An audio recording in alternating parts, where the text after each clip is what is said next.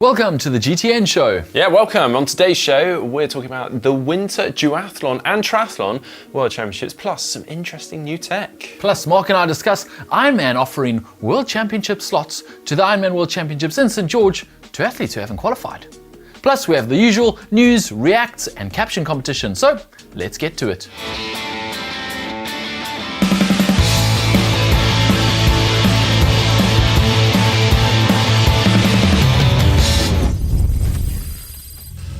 Well, first off, let's talk through some of the things that we've seen on social media this past week or so. First of all, not such a positive thing, but we saw Imogen Simmons going in for quite a kind of sudden surgery. She's been nursing a hip injury or issue for the last few years. Very well, it seems, because I had no idea. But it seems like it's all come to head, and she went in for a very sudden surgery. Yeah, she says on her post she was spent 3 weeks in Mallorca doing base training, and it went really well, but she just couldn't shake this niggle in her hip. So she sent some MRIs to a specialist, and a week later she's going in to have an operation to repair a tear on her labrum and a femoral acetabular impingement. Ooh. Big word there. Yeah. So yeah, she's out of action right at the start of the season, which is a bit frustrating, I'm sure, for her, but we wish her all the best in getting well soon. I have particularly enjoyed her recovery videos and stuff on social media. Obviously riding 57 watts, brilliant, just to be back on the turbo, but she was saying probably the hardest bit of the workout was getting on and off the turbo with the crutches. So yeah, fair play to you. And yeah, wishing you all the best with recovery. Next up, now we did cover this just after the new year. Nick Willis was going after the longest sub 4 minute mile run, basically, in history, 20 years.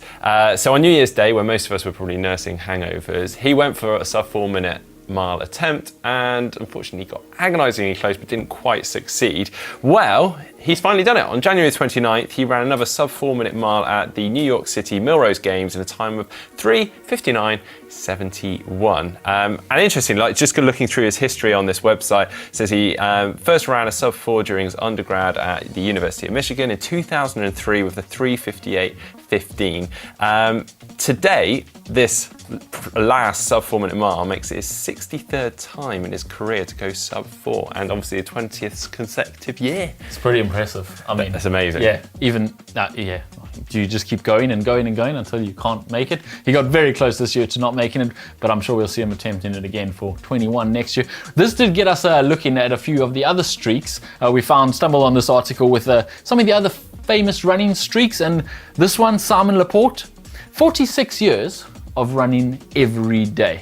So every single day for 46 years, since November 27th, 1975, he has run every single day. It's the world's longest streak by anyone of continuous running. Do you think every day when he finishes, his Garmin says to him, "Congratulations, you've got a new longest streak"? Well, it's quite a nice thing each day, isn't it? A positive thing to get through. I suppose. Must get a bit tiring after a while. There's also the women's, Lois Bastien, who's got 41.8 years of running every day, so she holds the women's streak. Ben Beach, 54 consecutive Boston marathons. Whoa.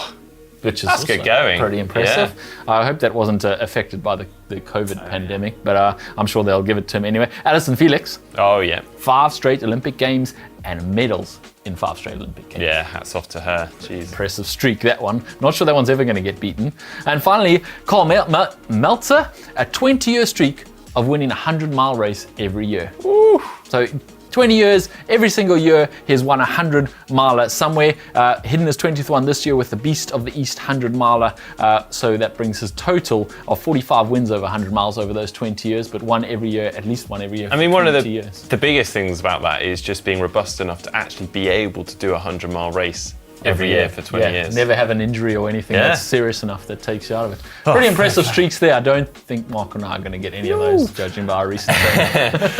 Well, we also spotted that the Zwift Triathlon Academy for 2021, of course, we've got kind of 2 triathlon academies going on at the moment, last year's and this year's. So last year's, the 2021 Academy, were out at Morgan Hill at the Specialized HQ, getting their new bikes, being fitted up, and then also head over to St. George to the Ironman World Championship course that's going to be there in May, and having a little bit of a recce on the bike and the run course. Big advantage there, having a good recce of the World Championships course ahead of time, although a little bit slightly different weather conditions now to what it's going to be in May, I believe. So yeah, interesting. Nice. Finally, we had a some comments on last year's show, Mark. You guys discussed TT bars and whether they were safe. Yeah, no, I thought I'd include this because we had a really healthy debate on the most part about the use of TT bars. And essentially we're talking about people just recklessly using TT bars during training. And specifically we're talking about going through built-up areas on TT bars in their training and it potentially being dangerous. It seems like most people understood that, but some perhaps thought we were talking about banning TT bars from racing, and entirely. Of course not. And there were actually a few comments about, it comes down to the fitters. Someone actually called me out and Matt Bottrell for our aggressive positions, but actually, aggressive during racing, but and Matt is always very hot on telling people that they need to have the positions set up to be able to see where they're going when they're riding. It's very important to be able to see where you're going when you're riding a bike. Thanks everyone for getting involved and leaving their comments. Stay safe out there when you're training. Now onto your Tri News, and as you know, this year we'll have the first ever esports triathlon world championships supported by World Triathlon. They'll happen on April the 9th in Munich, April the 23rd in London, and on May the 7th in Singapore, and we finally have some rules on what the format's going to look like. I mean, to be honest, we've been in the dark for a little bit here. Yeah, we knew it was going to happen, and we knew it was going to be something like the Super League had, but we didn't know any of the details. Well, now we have some details. So, in Munich and London, we're going to have 2 heats of 8 to 10 athletes who will compete over a swim, bike, run format, and they will then qualify for a final. Your qualification in the heats, or your start in the final, will depend on your time in the heat. So basically, if you finish the first heat 20 seconds behind the leader, you will start the second heat 20 seconds behind them, which is going to make it interesting. Definitely. Then in that finals, the 8 to 10 qualified athletes will battle out over 3 swim, bike, run stages. And from the first 2 stages of those finals, they take the accumulated time, and that will depict basically your start for the final leg. So you could start way behind the leaders, actually. It's going to be like a series of people jumping off those platforms into the swim. So the races will consist of, like Mark said, swim, bike, run. It'll be a 200-meter swim, followed by a 3 to 4 kilometer bike on that virtual course in Zwift, and then followed by a 1 kilometer run on the self-powered curved treadmills that we saw in the Super League. Yeah, for the actual finals, or the World Championship finals, it'll be over a slightly different format. But the interesting thing here is actually the points and the money. Yeah, so you're going to get points for your series, which is the Munich or London race, and then your final in Singapore. You're going to get 250 points for winning those series events, 500 points for winning the championship, so a lot more points on the line. And the world champion for esports triathlon for 2022 will be decided based on your points from one of those series run races and the final in Singapore. And obviously your points go down as you go down the finish list. Yeah, which means we won't necessarily see all the athletes at every event. It allows them to pick and choose, and also I guess for more athletes to take part and them to spread them out a little bit. And you also may not see the winner be the first one across the line on that final race, because he might have had the most points from exactly. So it could get really exciting. But the interesting thing here is that we were very much expecting this to, well, be something that we'd really pull the athletes over and really mix up the year. We've got these short course athletes suddenly trying to choose between the Arena Games, the Esport World Championships, Super League, the World Triathlon Series, Commonwealth Games, everything else going on. As for the prize money, we expected, given kind of the success and the prize money that was on offer in the Super League racing, that this would be a massive pull. I hate to say it, the prize money is a little underwhelming. Well, yeah, it's not nothing, let's be honest. No. It's $5,000 for the win of the series events, and then obviously rolling down from there, $7,500 for the win of the championship event in Singapore, and then the winners of the actual World Championship, first, second, and third, get $8,000, $6,000, and $4,000 respectively. So it's not nothing, and it's a month of work, essentially. Absolutely. You can get some money. But is it enough money to draw people away from their WTCS series performance or their preparation? I don't know, it's not the 1.25 million that Super League was offering in September, is it? Well, exactly. When you look back at that September month and the earnings by some of the athletes, I really was expecting with this Esports World Championships that we could see athletes literally honing their whole season in on this few weeks Yeah, or but these few races. That's definitely not going to happen with this prize money, is it? No, I'm afraid not. Well, we're still excited to see what does happen and how interesting it is. But yeah, we'd love to see a bit more money in those prize purses. Moving on, and in 2016, Jan Frodeno proved his celebrity status outside of the triathlon world when he won the Laureus Action Sportsperson of the Year award, and also Daniela Ryf simply being nominated for Sportswoman of the Year award in 2019, which is pretty damn awesome. Now, this year's nomination list includes 6 athletes in 7 different categories, and it includes 2 triathletes in that list. We've got the Netherlands' Jetse Platz and Spain's Suzanne Rodriguez, who are both nominated in the World Sportsperson of the Year with Disability. Yeah, to put this in perspective, some of the other names on this list include Tom Brady, Caleb Dressel, Eliud Kipchoge, Katie Ledecky. So these are big names that these guys are rubbing shoulders with. Yeah, exactly.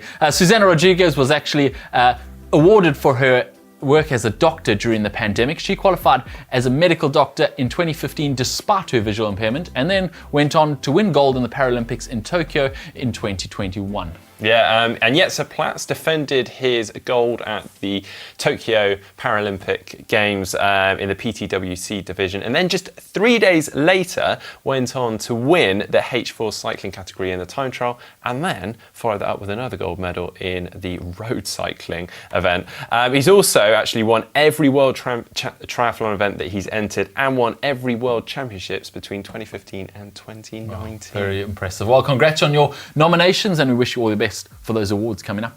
Well, now moving on to the discussion that we've all been waiting for, and this is that Ironman have been offering out spots to their Ironman World Championship event that's taking place in St George in May. Now, we're going to go out on a limb here and suggest that perhaps they're struggling to fill the spots for those Ironman World Championships. Now, the reason that we've come to that assumption or conclusion is that we've spotted quite a few athletes posting up this email that's been sent to them by Ironman offering a spot to them because they have or previously or do currently hold the Ironman All-World Gold status. Yeah, that's right. So why St George and what's all the fuss? Well, what happened was in October last year, Kona was cancelled or postponed. And that means that all athletes from Kona 2020 who qualified and Kona 2021 who qualified have deferred to Kona 2022. So they're having Kona 2021 in St George in 2022 in May. And what they've done is, this is going to, obviously, all those qualifying athletes can race that. But what they've also done is, because it's not actually Kona,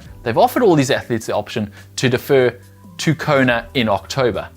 So, how many athletes have actually taken up May in St George versus Kona in October? They have actually made Kona in October over 2 days to accommodate the extra athletes, but still 6,000 athletes is going to be a few too many. At this point, the St George course can host up to 3,800 athletes. And so far, they've only got about 2,000 athletes signed up. So, are they trying to fill up St George?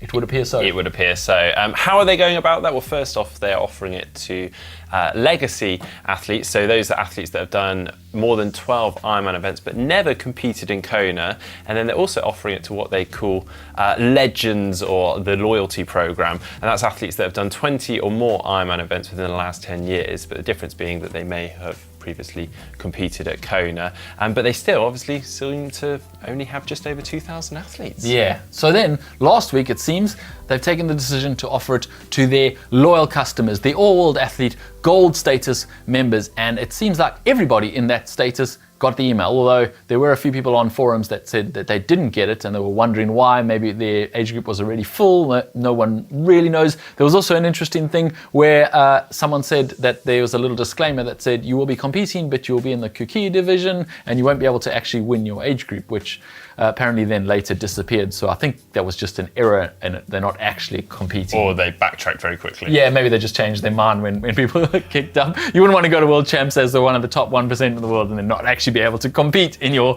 age group. Anyway, they can go and compete. And who are these All-World Athlete Gold athletes, you may ask?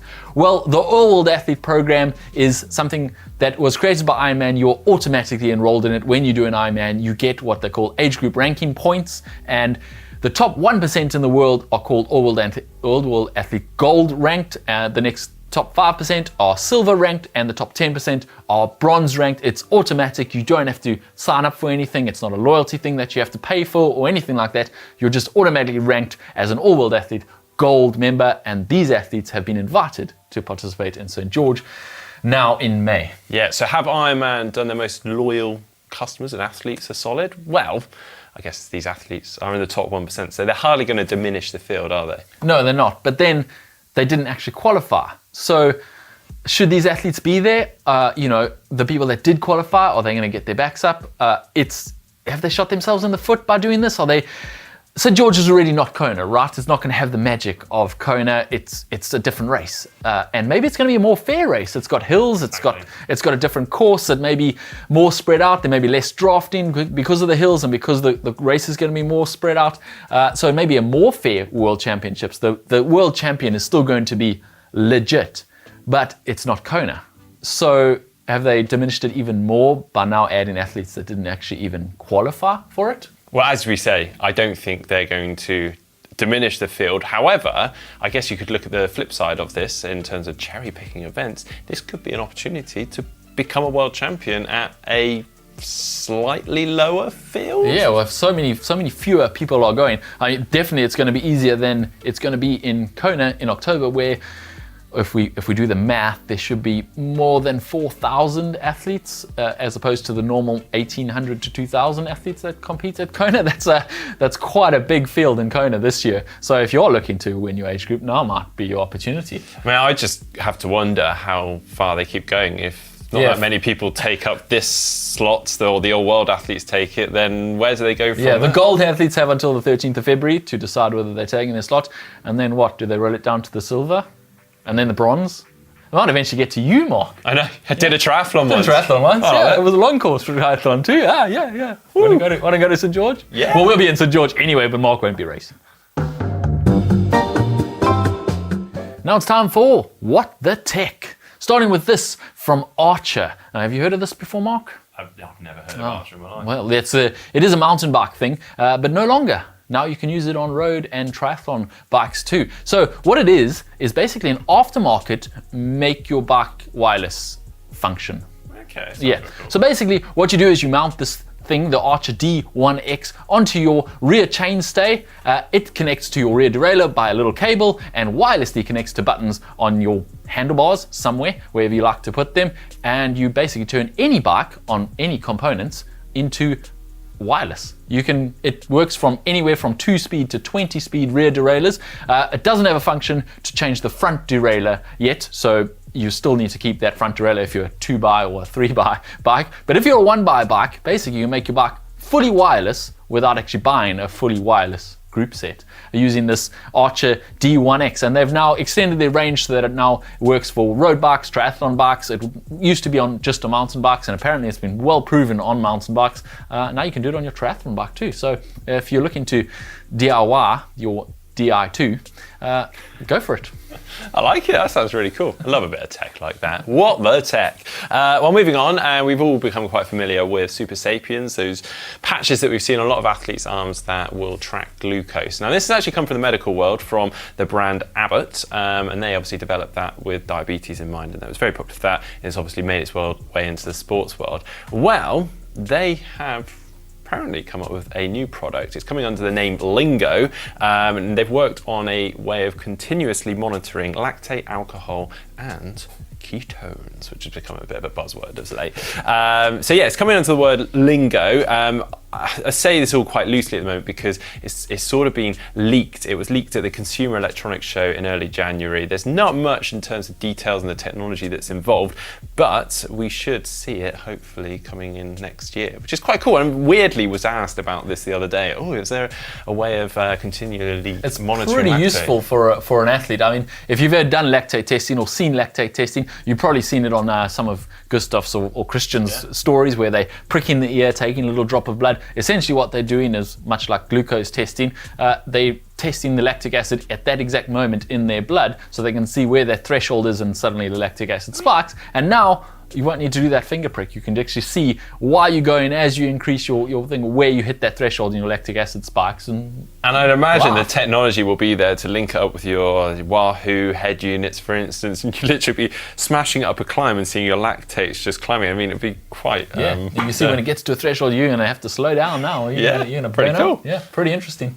And finally, for the tech, we've been informed of a new nutrition and fueling app called Fuelin.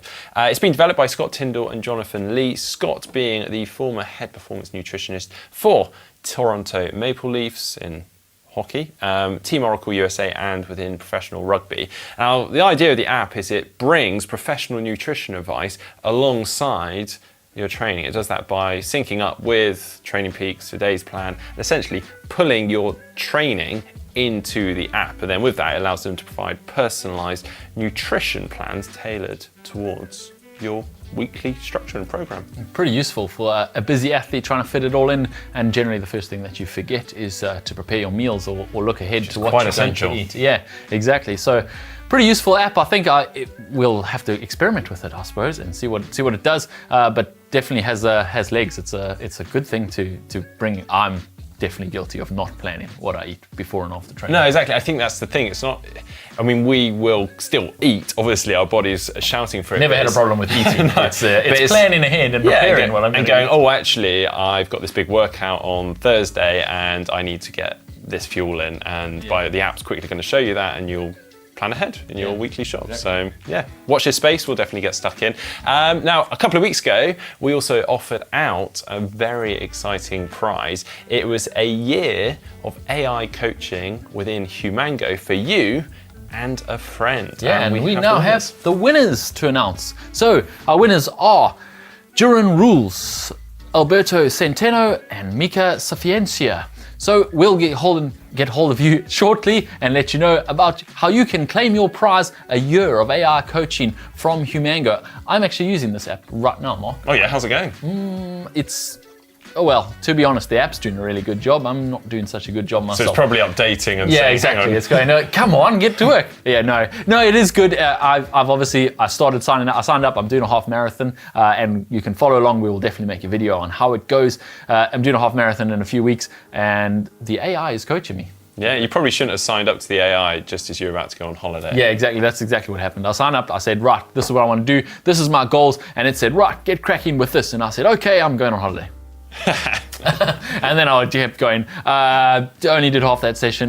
Missed that session. Did this session, but I did it the wrong time of day. So I've not made it very easy for the AI in the first week, but I'm definitely going to get back on track. I'll do what it says. I promise. I'll just do what it says. Properly testing it, though. I am, yeah. On to your race news, and we actually have some race news, surprisingly, in the middle of winter for triathlon, and it's not from the Southern Hemisphere either. It's from the Winter Triathlon World Championships and Duathlon World Championships, recently hosted in Andorra. Yep, in Andorra, and it seems quite fitting because we're all enjoying the Winter Olympics at the moment as well. Yeah, so. Pretty cool. This was not part of the Winter Olympics, but it is World Championships, and pretty cool format. So the World Triathlon Winter Duathlon Championships. It's a bit of a mouthful. But the duathlon is run, ski 3 times. So run, ski, run, ski, run, ski. Yeah, so I mean... A lot of transitions. I mean, the logistics of that, it sounds absolutely brutal. So the men's winner for this was Franco Pesavento from Italy, and quite a convincing win actually by over 2 minutes. And then the women's winner was Anna Medvedeva. Yeah, and then they had the triathlon, which is an 8.2 kilometer run, a 13.2 kilometer bike on snow, of course, and then a 12.4 kilometer ski. So very different from your normal triathlon. Thankfully, no swimming, because that would not be cool. Well, you know what I mean. The winner of the elite women was Daria Rogzina, and the elite men was Franco Pesavento. Yeah, so taking the double there by Franco. Interestingly, also Hans Christian Tungsvik, who previous Norseman winner, who won the World Winter Triathlon world champs last year. Christ, it's such a mouthful. He won last year, but unfortunately DNF'd on the triathlon because of an issue on the bike. He was minutes down, so clearly mechanical, but did take third in the duathlon. We also had a mixed relay, 2x2 mixed relay they call it, and that was won by the Russian Triathlon Federation, Italy in second and Norway in third. Definitely sign us up for next winter for a winter triathlon. Oh yeah. In the meantime, I'll learn to ski.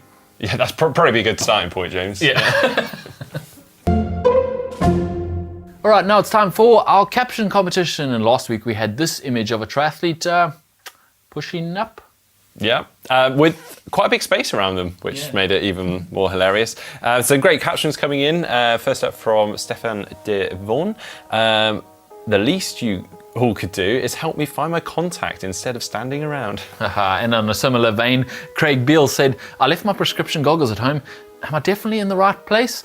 Trying to see which number he's standing at there. But the winner is Di Phillips. I'm not pushing myself up, I'm pushing the world down. Congrats, Di. Get in contact with us and we'll get a cap out to you for winning this week's caption competition. This week we have this photo from the World Triathlon Winter Triathlon Championships. Got there in the end. And I'm not entirely sure what he's doing, but then I don't know anything about skiing, so I wouldn't. Well, James, that's not how you ski. Isn't it? To be honest, it looks quite skillful to us going right up on some tips. Jumping around, well, that's it for this week's show. We hope you've enjoyed it. Coming up this week on the show, we have a couple of videos. Are base miles pointless? And also how to train for an Ironman 70.3. So if you're planning to do one of those this season, watch out for that video. Yeah, don't forget to head on over to the GTN shop. We've got tons on there that may set you up for the triathlon season, towels and all sorts on there. Don't forget also to like and subscribe, and also check out the synchro swimming video. Yeah, Mark tried to do synchro swimming. Oh yeah. I say tried, I mean, he tried. I really tried, I thought it looked pretty. Synchro swimming looks pretty hard to be fair. Mate, it was incredibly hard. Anyway, see you guys next week.